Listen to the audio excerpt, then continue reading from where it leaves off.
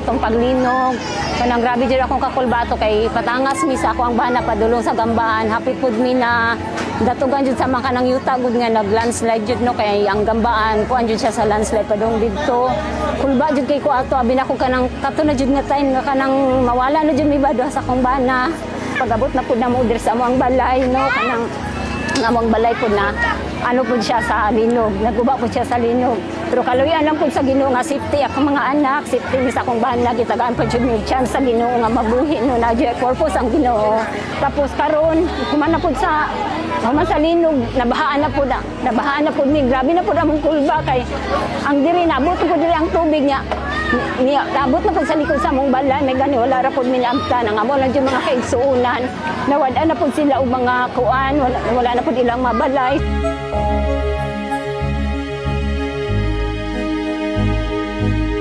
Ang among barangay usa sa naigo sa katong 7.8 magnitude nga linog.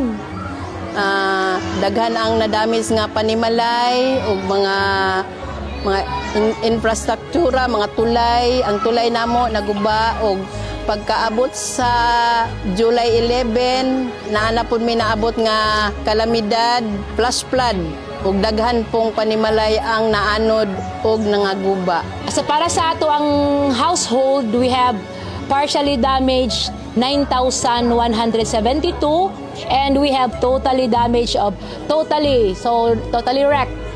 So 980 ang household. Kung atong basihan ang summary sa atong total damage cost, we have 2,118,456,590 pesos.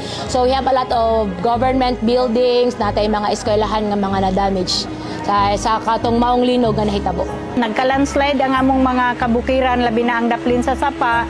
So nagka-artificial dam o naiisa dito nga ni-open nga bigla nga ni baha. So mao ni hinungdan nga pagka July 11 nabahaan usab kami ug ang mga kabalayan diri kasagaran sa amua na was out gyud. So daghan ang mga pamilya nga nabiktima. Naami mga 337 kapamilis nga totally damaged. So mao ni nahitabo sa amua karon og sa pagkakaron ang Lanao del Norte province. So naghatag sa amua og hinabang, so full force yun sila. Dako kayo namong pasalamat sa ilaha gikan sa Barangay Mudan. Nagpasalamat kay mig dako sa ilahang gihatod nga hinabang sa amua. Isa na naapod sila yung medical mission nga gibuhat. Daghan kayong salamat sa probinsya sa Lanao del Norte.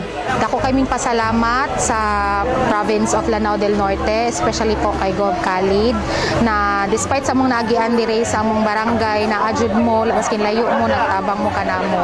Again, salamat sa province of Lanao del Norte, sa mga tao sa Lanao del Norte, thank you kaayo sa inyong tanan. Salamat. Dako amo ang pagpasalamat kay naay nag-medical mission dire.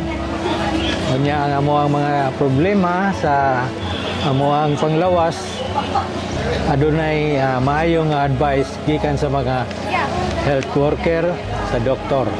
Dako ako magpasalamat nga kini nga grupo paman ni sila gikan sa Lanao, probinsya sa Lanao, og dako kay ang ilang kasing-kasing nga naghatag aning mission, health mission, og sa food pack nga ilang gipangatag sa mga ayuda para sa mga nagian og kalamidad.